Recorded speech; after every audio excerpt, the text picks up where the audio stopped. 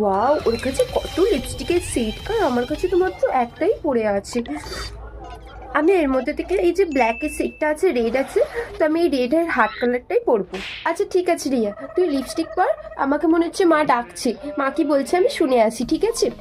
আচ্ছা ঠিক আছে, তুই যা, আমি লিপস্টিকটা লাগিয়ে নিচ্ছি।